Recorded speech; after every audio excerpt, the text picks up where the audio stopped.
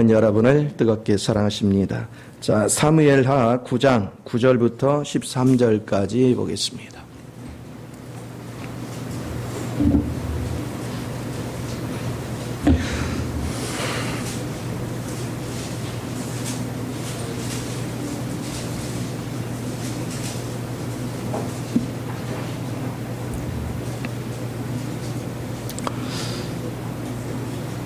우리 황상욱 집사님이 집에 목욕탕에 들어가다 넘어져 가지고요. 수술은 안 하는데 2주간 꼼짝 못하고 누워 있어야 된대요. 여러분 항상 기도해 주시고, 저 더 큰 병원에, 더 큰 병원 어딘지 알죠? 창원에 709호실에 있다니까 여러분 기도를 계속 해 주시기 바랍니다. 자, 9절에서 13절까지 한번 교독을 합니다. 왕이 사울의 시종 시바를 불러 그에게 이르되, 사울과 그의 온 집에 속한 것은 내가 다 네 주인의 아들에게 주었노니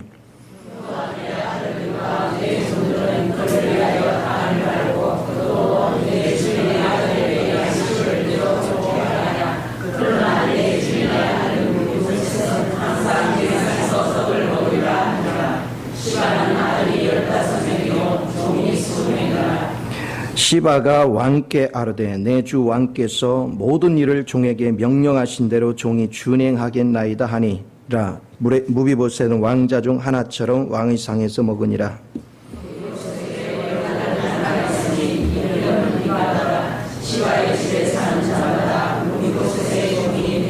무비보셋이 항상 왕의 상에서 먹음으로 예루살렘의 산이라. 그는 두 발을 다 절었더라. 아멘.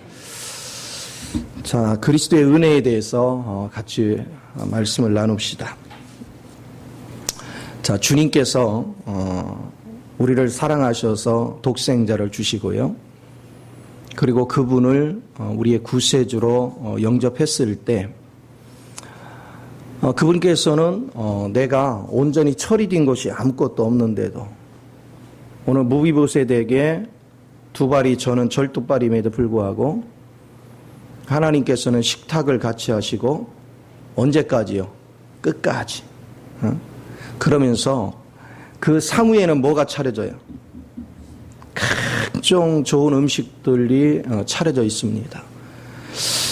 그러면 여러분은 그 상을 차려놓으면 여러분의 두 발이 보여요, 안 보여요? 안 보이죠? 우리가 신앙생활을 하지만 예수를 영접해놨지만 하나님께서 우리한테 완벽하기를 바라지 않아요. 지금 당장 우리 완벽해지려고 완벽해질 수가 없어요. 두 발이 절었다는 얘기는 뭡니까? 우리가 하나님을 온전히 살아내지 못하는 거예요. 그럼에도 불구하고 우리에게는 식탁이 차려져 있어요. 그래서 여러분이 이 식탁을 누리는 법을 자꾸 배우셔야 되고, 그리고 누리면 누릴수록 우리는 그분의 사랑에 취할 수밖에 없는 그런 것들을 봅니다.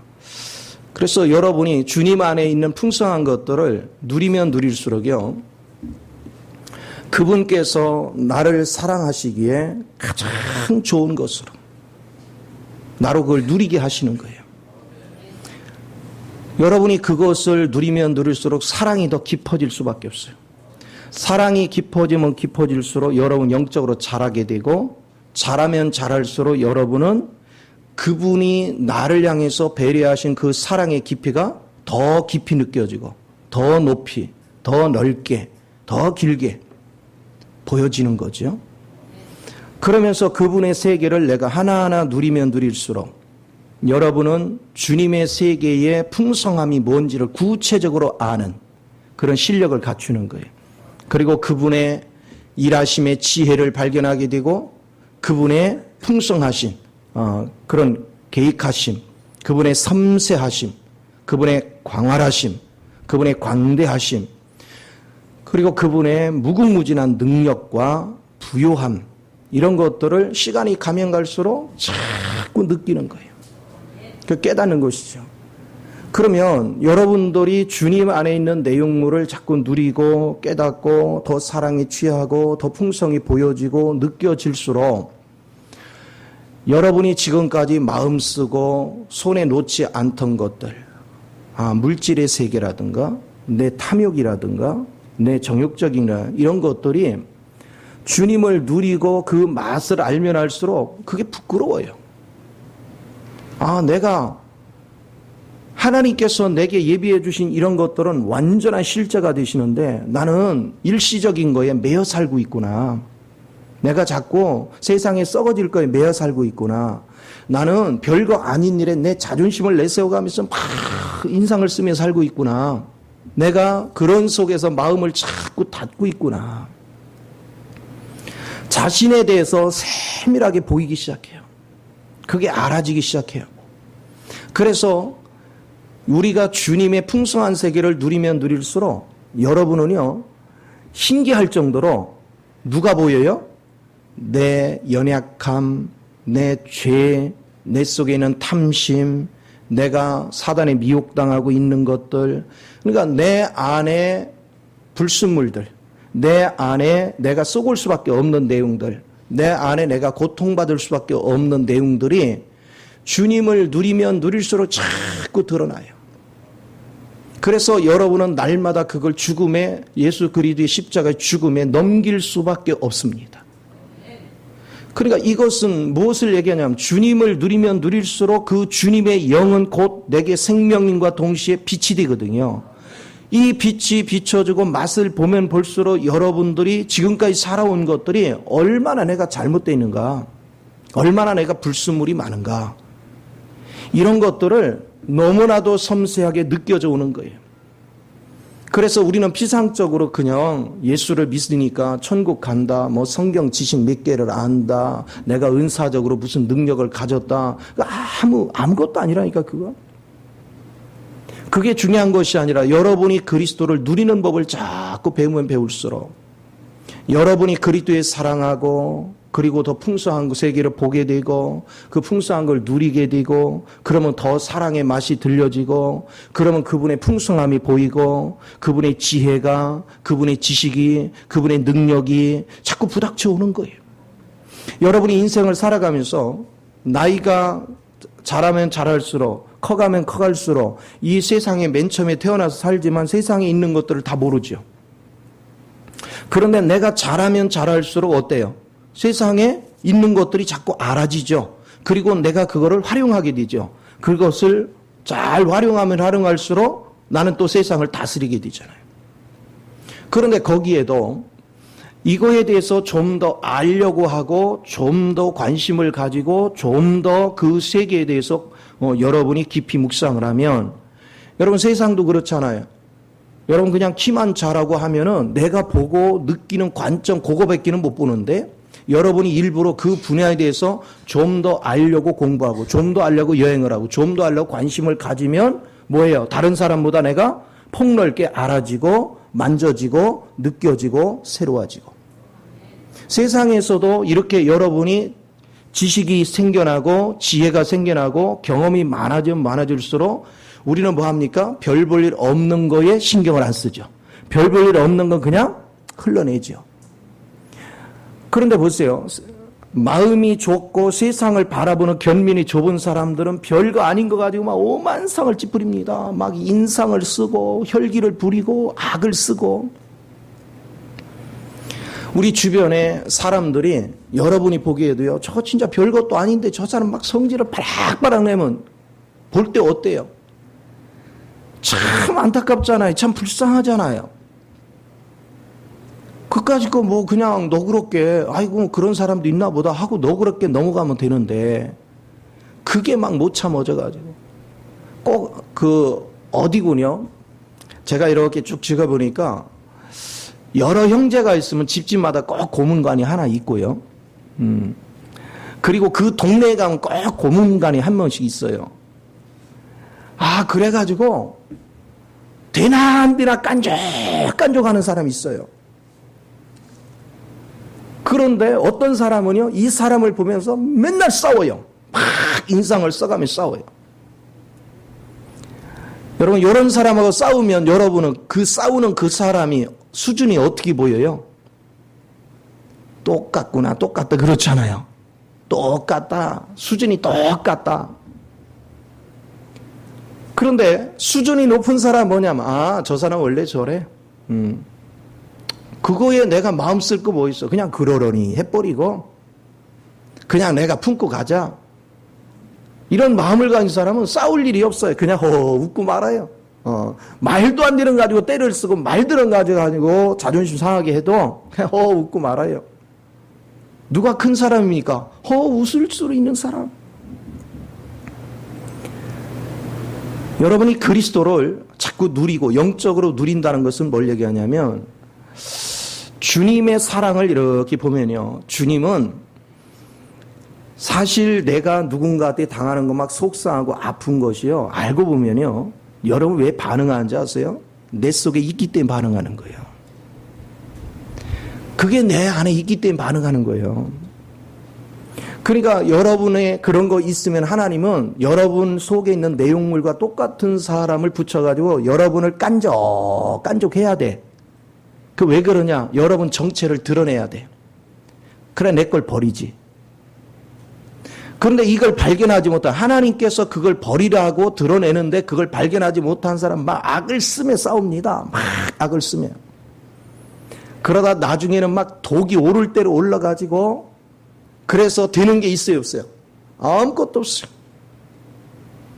예를 들어 부부끼리 그렇게 되면 부부는 부부대로 상할 대로 상하고 자식은 자식대로 그걸 바라보고 상할 대로 사랑하고 또 이웃들은 이웃들대로 우리 가정에 대해서 아주 그냥 불신을 가득 차 있고 자기가 자기 무덤을 파는 거예요. 계속해서 무덤을 파요. 그러니까 가면 갈수록 망할 일만 생긴단 말이에요. 가면 갈수록 고통스러운 일만 계속 생기는 거죠. 그런데 그리스도의 사랑을 누린다는 것은 뭐냐? 그리고 그리스도의 은혜를 누린다는 것은 뭐냐?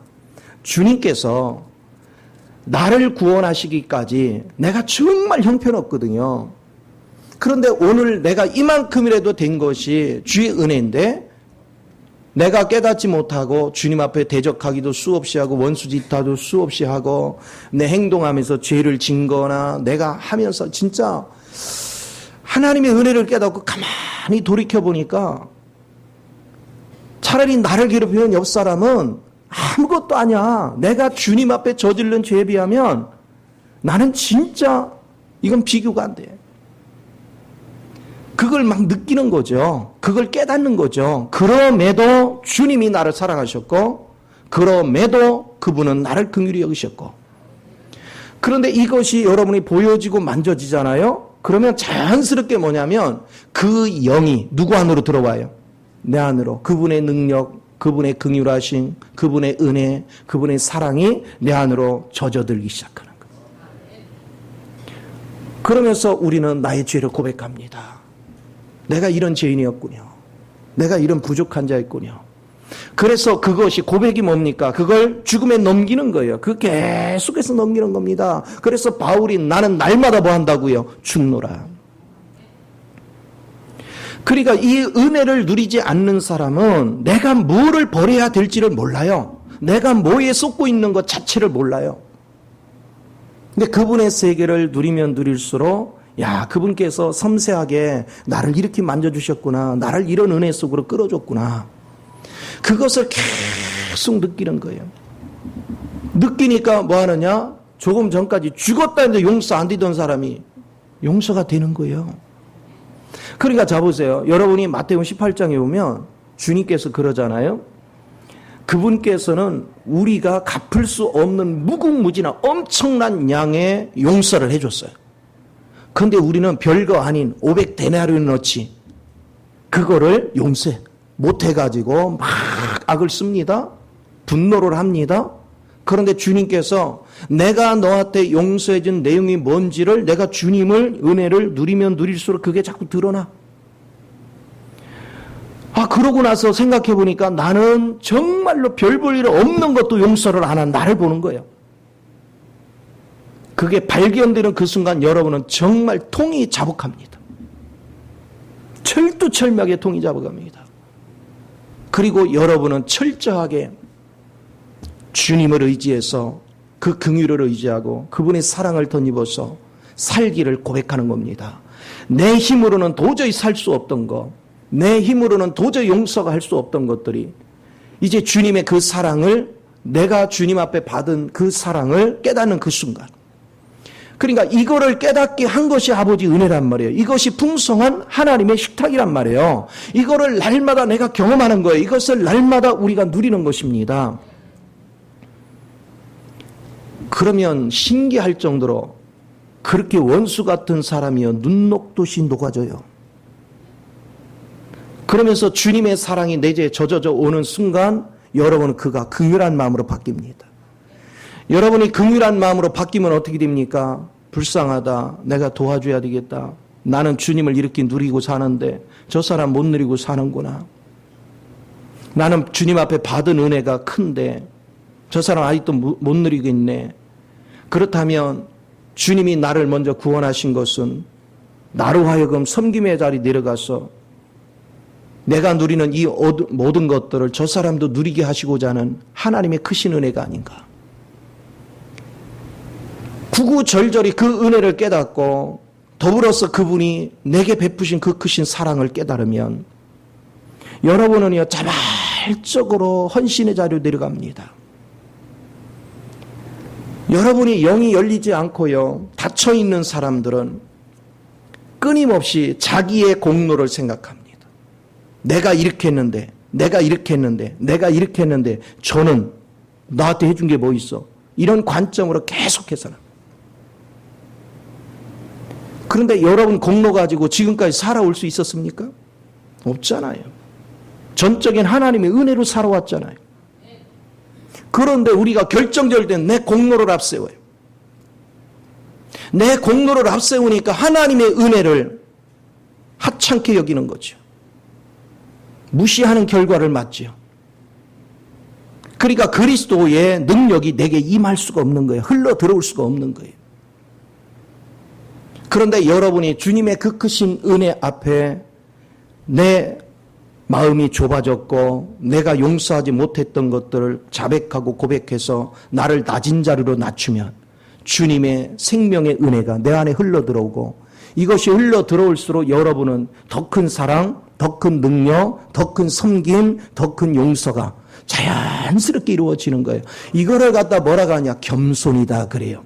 그래서 주님께서 말씀하시기를 하나님은 교만한 자는 물리치시고 겸손한 자에게는 은총을 베푼다. 이거를 말씀하는 겁니다. 그래서 하나님께서 여러분의 삶 속에 하나하나 뜯어 고치고 새롭게 변화시키는 것은 다른 데 있는 게 아니에요.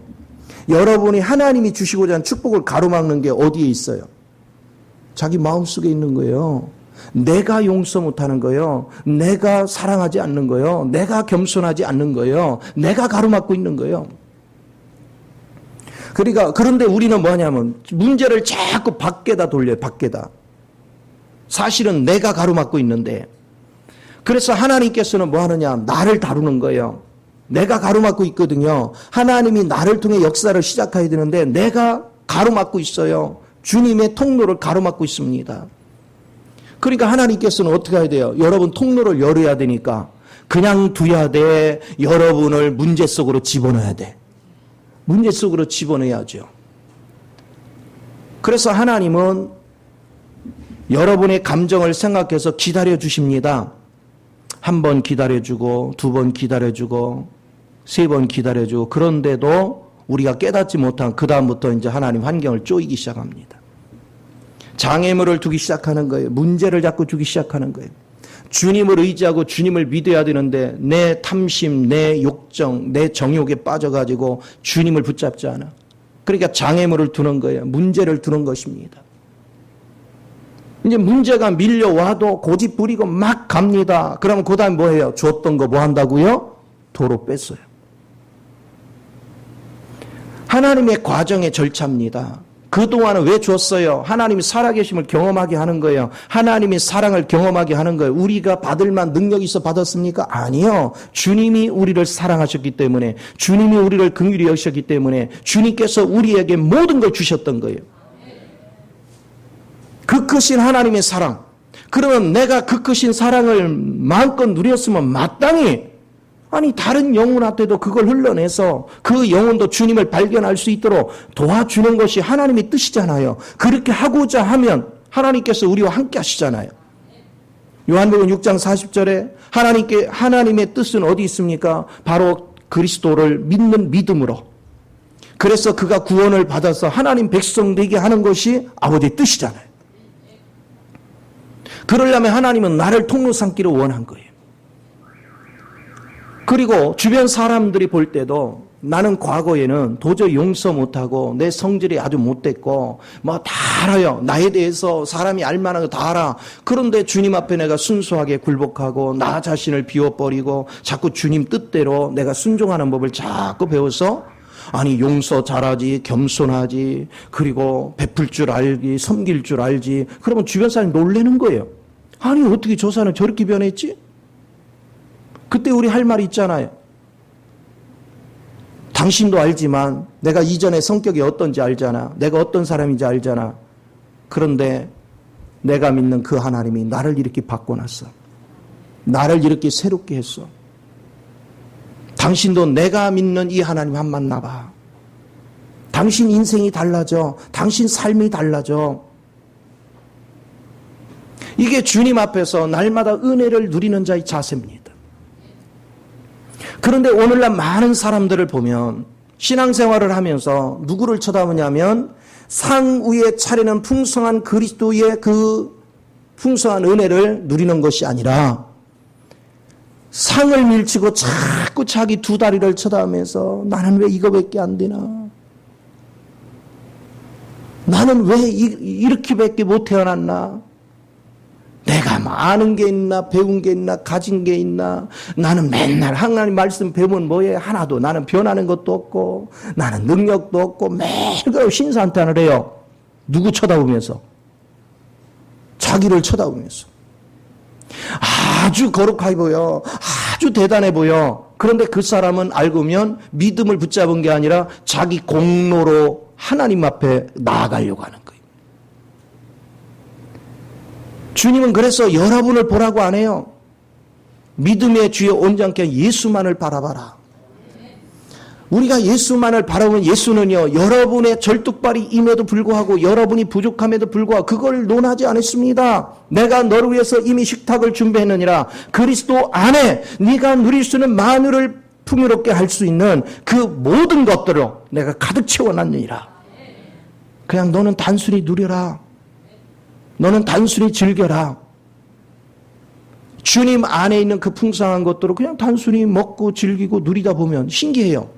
그분의 사랑을 먹게 되고 그분의 겸손을 먹게 되고 그분의 긍휼하심을 먹게 되고 그분의 용서를 먹게 되고 어느 순간에 보면 그분의 능력을 덧입게 되고 이런 과정을 자꾸 나도 모르게 반복해요. 그러면 그럴수록 자신은 내가 얼마나 변했는지 잘 모르는데 주변 사람들이 나한테 자꾸 그러는 거야. 아니 얼굴이 그렇게 훤해? 뭐 좋은 일 있어? 왜 이렇게 요즘 얼굴에 광채가 나네? 아주 요즘 말하는 거나 행동하는 것들이 어쩌면 그렇게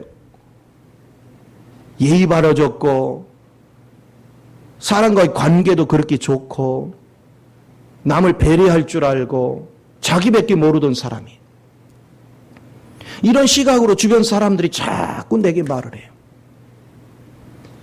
이것이 변화되는 거예요. 그러니까 주님께서는요, 여러분한테 네가 의를 가지고 내게 와라가 아니에요. 의인은 없나니 하나도 없도다. 스스로가 의인이 되려고 하면 여러분 실패해요. 그러나 여러분은 하나님, 내 힘으로는 아무 공로 없습니다. 내가 할 수 있는 거 아무것도 없습니다. 나는 온전한 사랑도 할 줄 모릅니다. 나는 주의 말씀을 수없이 배우지만 그걸 실행할 능력조차도 없습니다. 그러나 주님이 내게 축복하사 내게 축복의 상을 베풀어 주셨으니 그저 저는 그 상을 누릴 뿐입니다.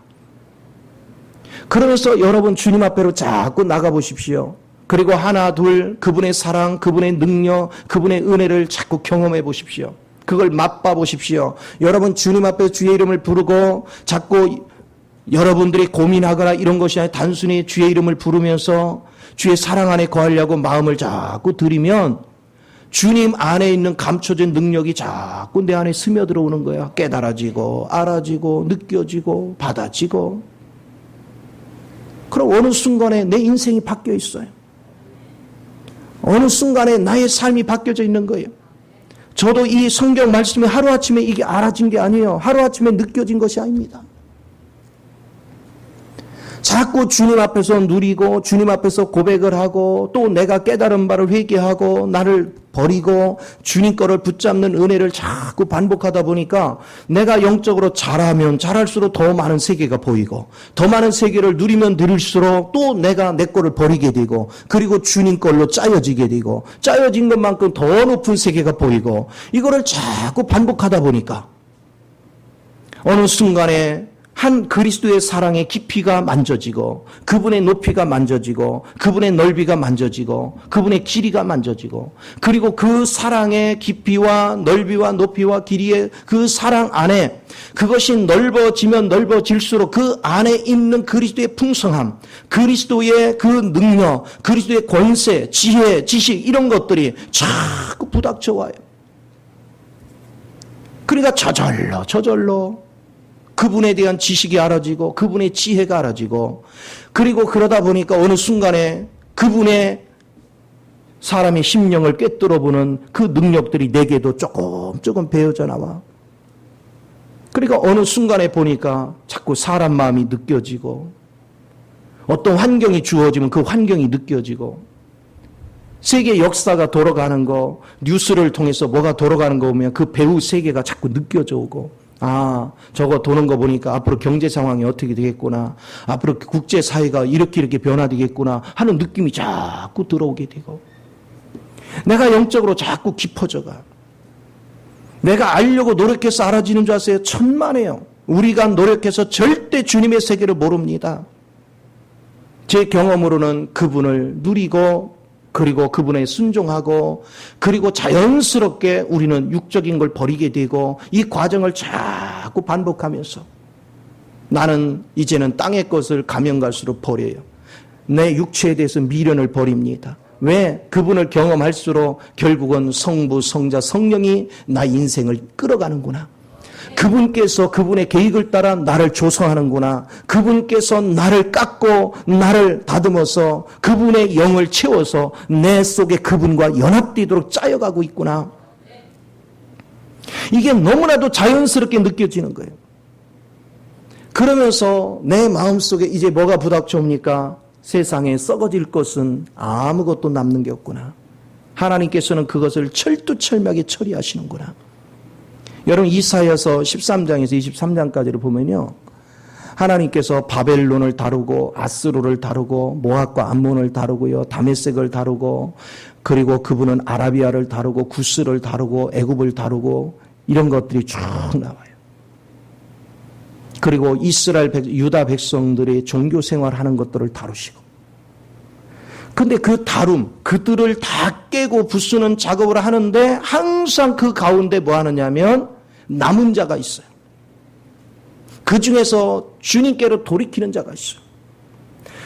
사람들은 이 성경을 읽을 때 자꾸 역사적으로 뭐 어쩌고 저쩌고 이스라엘 역사의 배경을 자꾸 공부하려고 그래요. 근데 그곳은 하나님께서 내게 가르쳐주시고 열어주시는 건 뭐냐? 그런 것이 아니고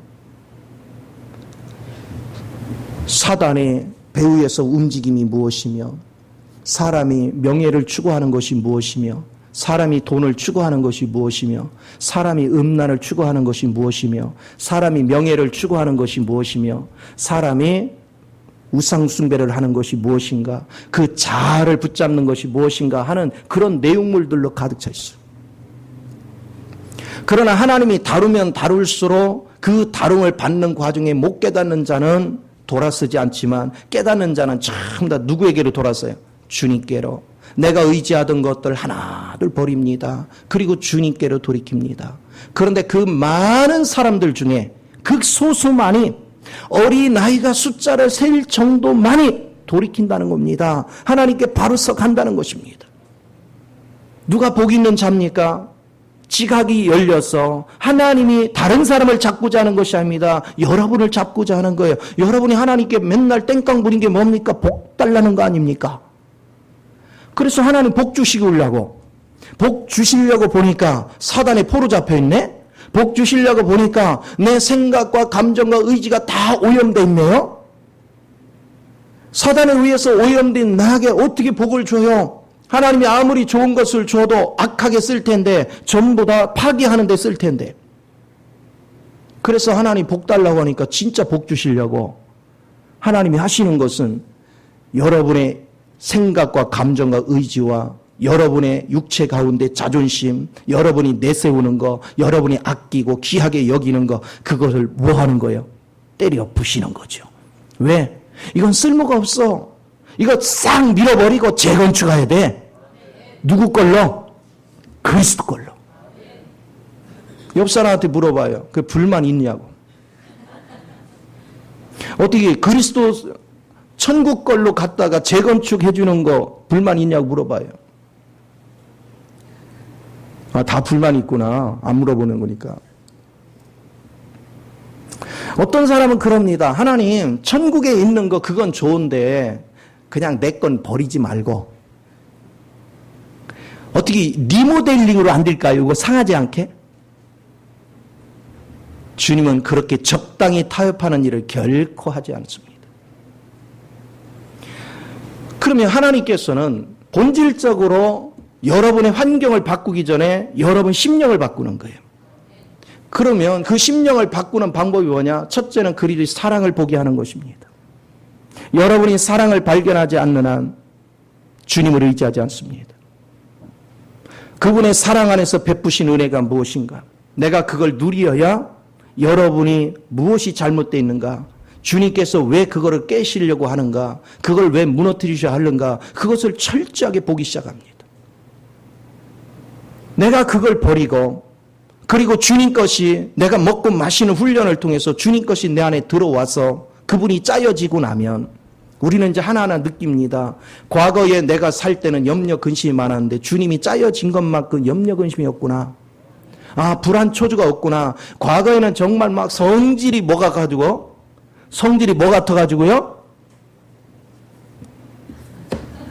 말하기 싫어요?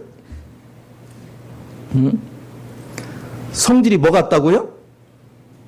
아, 잘 알면서 왜 그런데요? 그야말로 우리가 개떡 같아가지고. 그랬는데 주님을 자꾸 느끼고 만지니까 내 성질은 하나둘 버리고 주님의 영이 나를 접촉하니까 왜 이렇게 온화하고 겸손해지고 사람이 갈수록 얼마나 변화가 일어나. 이제 스스로가 느끼는 거예요. 이제 나 바뀐 걸 보고 느끼는 거예요. 자신이 바뀐 걸 보고 느끼는 거예요. 그래서 여러분은 날마다 새로워져야 돼요. 어제의 여러분이 되면 안 돼. 어제보다 더 변화되고 더 잘하고 더 새로워진 오늘 내가 돼야 돼. 그럼 날마다 변하잖아요. 날마다 새로워지잖아요. 인생이 가장 불쌍한 게 뭡니까? 인생을 살아갔는데 오늘도 삼인자 시간에 요한복음 7장을 배웠는데 인생이 이제 마무리를 하려고 이제 주님 품에 안기기 직전에 나를 정리를 해보니까 나를 돌아다 보니까 내가 하나님 앞에 내세울 만한 것이 아무것도 없어. 빈털털이야. 뭐에 붙잡혀 살았어요? 내 성질대로, 내가 하고 싶은 대로, 내 멋대로 살았어요. 그리고 돈을 쫓아갔어요. 명예를 쫓아갔어요. 내 육신의 안락함만 쫓아갔어요. 그런데 내가 인생을 이제 떠날 때가 되어지니까 가지고 갈 수 있는 게 아무것도 없어요. 하나님 앞에 가려면 여러분은 영원히 썩지 않고 영원히 변질되지 않는 그분의 능력, 그분의 생명, 그분에 속한 모든 것들로 내가 무장되어 있어야 되는데 내가 돌아다 보니까 아무것도 없어. 나름대로는 최선을 다해서 살았다고 살았는데 아무것도 내세울 게 없어. 이거 같이 불쌍한 게 어디 있어요? 그러니까 목마른 거예요. 인생 마무리를 하려고 가만히 보니까 내 인생이 허전하기 짝이 없어. 그런데 이미 힘은 빠질 대로 빠졌어요. 이제 나는 더 이상 힘이 붙여서 뭐 하나 제대로 계획을 세울 수가 없어. 그런데 내게 내세울 게 없어요. 돌아다 보니까 자녀들은 또 제 살 길 간다고 부모는 힘 빠질 대로 빠지고 몸은 지칠 대로 지치고 질병은 자주 오고 가진 것은 없는데 자녀들은 자기 바쁘다고요. 잘 돌아보지도 않아. 자기 인생을 한탄만 합니다. 얼마나 불쌍한 인생이에요. 그런데 우리가 주님을 처음부터 만나고 주님 안에서 주님을 즐기고 주님의 은혜를 날마다 누리는 가운데서 이제 여러분은 여러분 자신 거를 하나 둘 버리고 그분을 채우고 내 것을 버리고 그분을 채우고 날마다 이런 작업을 하다 보니까 인생이 사라지면 사라질수록 멋스러워진단 말이에요. 내 인생이 멋스러워져. 내 인생이 품격이 살아. 그래서 고린도후서 4장에서 얘기하는 것 같이 겉사람은 후패하나 속사람은 날로 새로워지느니라. 내 속에는 하나님의 풍성한 것들로 막 가득 채워집니다. 주님의 경륜, 주님의 능력, 주님의 권세에 속한 거, 땅에 속한 것이 아니라 영혼에 속한 거. 그리고 영혼에 속한 것을 가지고 그것을 가지고 세상을 바라보니까 하나님이 우주적인 통치가 뭔지가 보이기 시작하는 거예요. 하나님께서 영혼들을 향해서 어떤 계획을 가지고 계시는구나, 어떤 경영을 가지고 계시는구나, 이런 것들이 막 보여지고 만져져.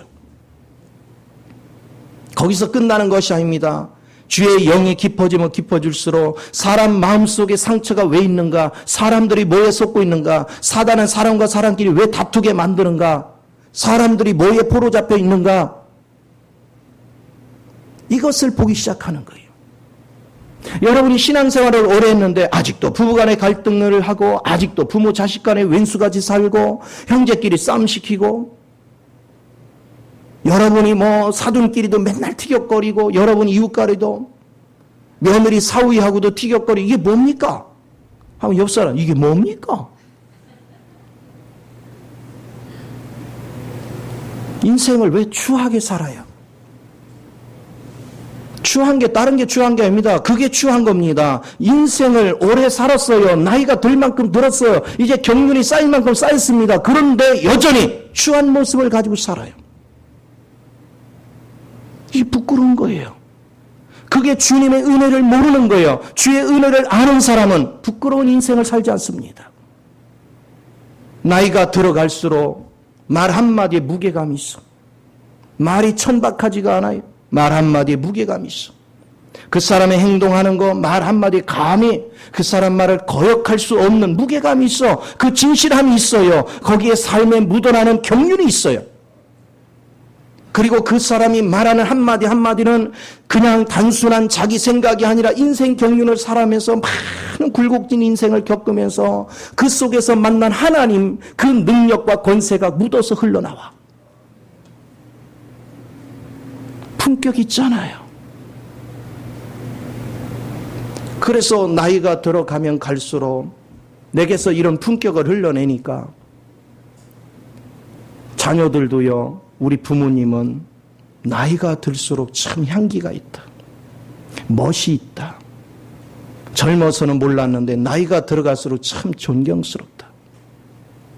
자녀들도 어깨가 펴있잖아요. 우리 부모를 자랑할 만해요. 내세울 만해요. 시간이 지나면 지날수록 우리 부모가 너무너무 존경스러워져요. 이게 자녀에게 유산이 돼야죠. 인생은 이렇게 사는 것이다. 인생은 이렇게 꽃피우는 것이다. 하는 걸 보여주는 것. 나이가 들어서 육신에 힘이 없고 때로는 질병에 앓기도 하고 때로는 힘든 인생을 살지만 그 속에서 흘러나오는 그리스도로 짜여진 그 인격만큼은 언제고 고고한 인격. 정말 생명을 어루만질 줄 아는 인격. 이것이 얼마나 귀한지 몰라요. 오늘 아침에 제가 우리 형수가 하도 바빠서 저도 바쁘고 통화를 오래 하는 스타일이 못 돼요. 그냥 바쁘게 몇 마디 하고 안부만 묻고 이렇게 끊는. 근데 오늘은 우리 형제들은 항상 모이면 그러거든요. 찢어지게 가난한 집안에 우리 형수가 와서 정말 어려운 일 많았어요. 너무너무 없으니까. 정말 눈물 난 일이 많았어요. 그런데 이렇게 되면 대개 원망불평이 많잖아요. 시집 식구 앞에도 형제 앞에도. 그런데 입을 딱 다물고 최선을 다해 사는 거야. 부모 섬기고 그러면서 자녀들도 다 훌륭하게 키워놓고 집안도 돈도 벌 만큼 벌어놓고. 근데 그랬어요. 이제 형수도 즐김에 사세요. 그러면서 제가 처음으로 직접 그랬어요. 고맙다고. 형수님 진짜 고맙습니다. 그러니까 갑자기 우리 형수가요, 울먹여요. 이런 인사 받으려고 한 건 아닌데 삼촌한테 이 소리를 들으니까 갑자기 막 먹먹해지네요. 처음 들어봤어요. 마음에 한이 많은 거죠. 근데 가정에 불화가 일어날까 봐 다 참은 거예요.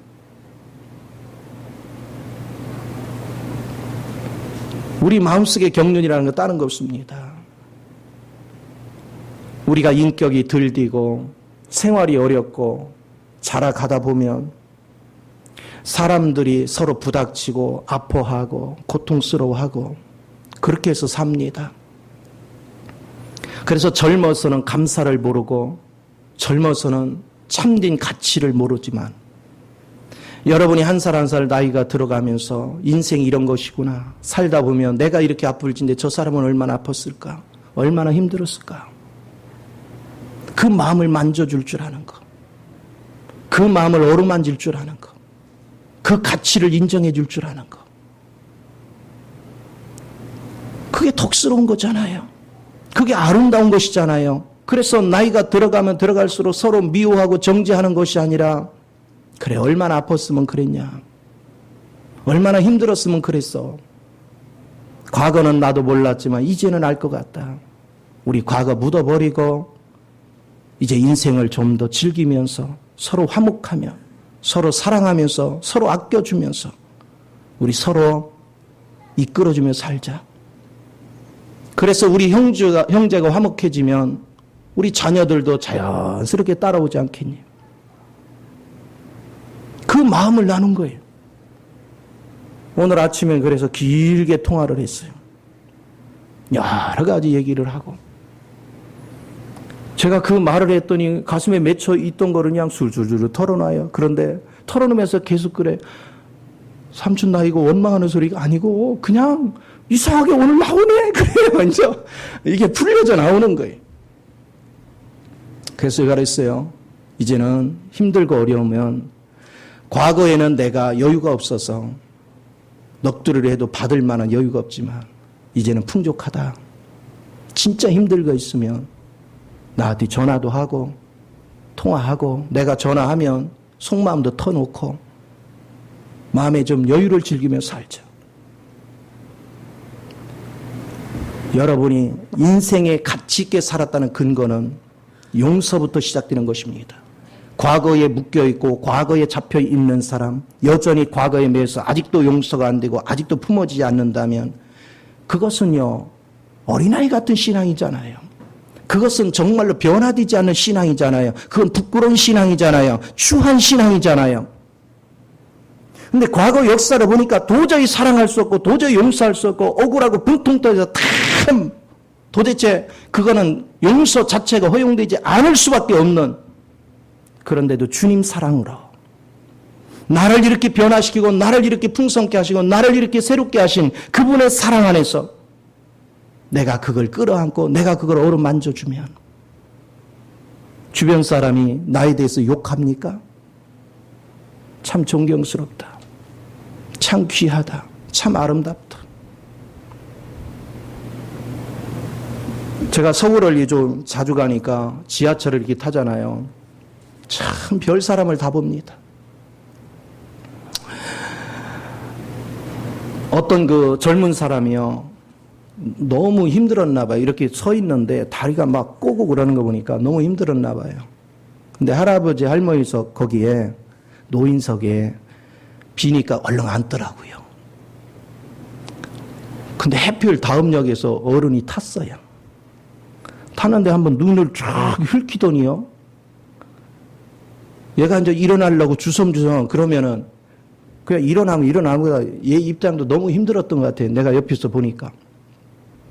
그런데 요즘 머리에 피도 안 말린 것들이 시작하면서 뭐 하니까 야, 참 저 사람이 인생을 7, 80년 살아오면서 저거밖에 안 되는구나. 자기는 대단한 것 같지만 옆에서 보는 사람이 볼 때는 참 추하게 보여요. 야, 인생을 저렇게 오래 살아놓고도 인생을 저렇게 추하게 사는구나. 기왕이면 아이고 우리 젊은이가 많이 힘들었나 보네. 그럼 한번 오름 만져주면요. 일어나도 기분 좋게. 뭔가 이런 매너가 있어야 하는데 그게 없는 거예요. 그런데 어떤 노인들은요. 정말 품격 있는 노인들은 뭐냐면 앉아있다 일어나려면 아니 괜찮아. 나 아직 다리 튼튼해. 좀 앉아도 돼. 참 그런 사람도 너무 또 고고하게 느껴져요. 야, 멋있다. 여러분, 인생을 살아가면서요. 유산을 내려주는 것이 그게 복이 아니에요. 삶의 모습을 보여주는 것입니다. 나의 삶의 인생의 성공이 무엇이다. 인생의 성공은 돈에 있는 것이 아닙니다. 인생의 성공은 과거에는 형편 없었지만 내가 나이가 들고 보니 인생이란 게 별거 아니더라. 인생은 용서할 줄 알고 섬겨줄 줄 알고 서로가 이런 모습 저런 모습 끌어안아줄 줄 알고 그것을 주님 안에서 배운 사람, 그 능력을 덧입은 사람, 그 실제 안에 거할 줄 아는 사람, 그 사람을 보면 얼마나 품격이 느껴집니까? 그런 사람은 자식이 됐던 며느리가 됐던 사위가 됐던 그 뭐 잘못한 거 지적 이런 스타일로 살지 않습니다. 요즘 아이들이 제대로 배우지 않고 제대로 하지 않고 이런 모습 많잖아요. 그래, 너희들 세대는 바쁘게 공부하랴 뭐하랴 제대로 못 배웠지. 내가 이해해. 지금부터 내가 가르쳐줄게. 하나하나 배우자. 예의도 가르치고 요리도 가르치고 하나하나 가르쳐서 내 사람 만들어 쓰면 가치가 있잖아요. 그런데 성장하지 않은 부모는 내 사람을 만들 궁리를 하지 않아요. 계속 정지만 해요. 비판만 해요. 그럼 집안이 뭐가 됩니까? 그러면 자꾸 성질을 복도되게 되고 문제를 만들어. 오늘 그리스도 안에서 사는 법을 자꾸 배우셔야 됩니다. 그리스도의 품격은 다른 데 있는 것이 아닙니다. 그래서 하나님은 무궁무진하신 풍성한 은혜를 우리에게 계속 부어주고 있습니다. 여러분이 주님을 사랑하면 그 세계가 자꾸 보이는 것입니다. 그 세계의 맛을 느끼기 시작하는 것입니다. 은혜가 엄청나게 대단한 것이 아닙니다. 여러분이 살아가면서 인간은 인간답게, 하나님의 자녀는 하나님 자녀답게, 우리가 품격 있게, 우리가 머무르는 자리에 어떤 위치에서 어떤 태도를 가지고 살 것인가 본질을 보게 하는 눈이 열리는 것입니다. 그러니까 이 세계를 본 사람은 삶이 바뀌는 거예요. 삶이 실제가 되는 것입니다. 삶의 아름다움이 나타나는 것입니다. 누가 봐도 참 삶이 아름답다. 참 삶이 규모 있다. 저 양반 하는 거, 말하는 거, 행동하는 거 하나도 버릴 게 없구나. 그게 자랑스러운 거예요. 그게 여러분 삶의 멋진 것입니다. 여러분 자신한테 오늘 물어보십시오. 나는 내 자녀들이 나를 존경할 만큼 내 품격이 변화되고 있는가? 내 형제들이, 내 부모가, 내 이웃이 나를 보면서 참으로 네가 젊어서는 형편없이 네 승대를 하더니 나이가 들어갈수록 네게 참 배울 게 많구나. 참으로 인격에 놀라운 변화가 있구나. 말 한마디, 태도 하나하나에 버릴 게 없구나 하면서 칭송의 소리가 내게 넘쳐나는지. 사람들 입에서 이런 칭송이 나오면 하나님도 마땅히 나를 인정합니다. 그러나 사람들의 입에서 나이가 몇인데 아직도 저래 이 소리를 듣고 있다면 그것은 하나님의 징계 소리입니다. 우리 자신들을 좀 보십시오. 오늘 무비보셋은 은혜를 경험할수록 자기 생각을 버리기 시작합니다. 자기의 사고를 버리기 시작합니다. 그리고 하나님의 은혜가 느껴지는 온 것만큼 주님의 은혜 방법으로 자기를 바꿉니다. 계속해서 내 방식은 십자가로 넘기고 주님 방식을 부르짖고 주님 방식으로 변화시키고 시간이 지나니까 내 방식은 다 사라지고 내 안에 누구로 가득 차요? 주님으로. 내일 배우겠지만 내 안에는 주님 외에는 없어. 그러니까 내 행동 거지 하나하나서부터 전부 다 주님의 삶이 나타나. 주님의 은혜가 나타나. 너그럽게 포용하고 너그럽게 기다려주고 섬겨줄 수 있는 이 은혜가. 그러면 보세요. 이런 인격을 가지면 여러분 가정에 원수마귀가 틈을 탑니까? 우리가 의가 서지 못하고 불의와 상충을 하니까 그 틈을 타고 누가 들어와요? 사단이 들어와서 집안을 불련시키는 거예요. 그런데 내가 불의까지도 다 품어요. 다 부족한 거 다 품어버려요. 그리고 사랑으로 녹여요. 그리고 섬김으로 은혜를 공급해줘요. 주님이 내 안에서 사시니까 나는 할 수 없던 걸 이제는 주님의 영이 내 안에 가득 차니까 그게 가능해져. 그런 것만큼 사람들도 전부 다 내게 마음을 열잖아요. 내가 마음을 열고 품고 그러니까 이제 사람들도 내게 마음을 다 오픈하는 거예요. 가족이 아름다워져요. 행복해져요. 복되게 변해요. 이것이 여러분이 은혜를 누리는 법이에요. 하나님의 은혜를 누린다. 만유를 포함하는 측량할 수 없는 그리스도의 풍성을 누린다. 거창한 것 같지만 거창한 것이 아닙니다. 아주 사소하지만 그 사소한 것 속에 깊은 진리가 들어있고 사소한 것 속에 깊은 능력과 권세가 있는 것입니다. 이런 세계를 맛보니까 시간이 갈수록 뭐합니까? 성령의 열매, 쉽게 말하면 원수가 없어졌어. 그러니까 마음이 평안하고 기쁘고 그리고 이제 웬만한 건 다 오래 참아줘. 그리고 항상 자비와 양선으로 내가 100% 먼저. 과거에는 어떻게 했습니까? 저런 인간은 고생 좀 해야 돼. 막 이렇게 했잖아. 근데 이제는 그게 아니야. 저가 어떻게 하면 깨닫게 할까? 내가 누리는 이 사랑, 저도 누리고, 저도 깨닫고, 저도 인생을 새롭게 살게 하는 길이 뭘까?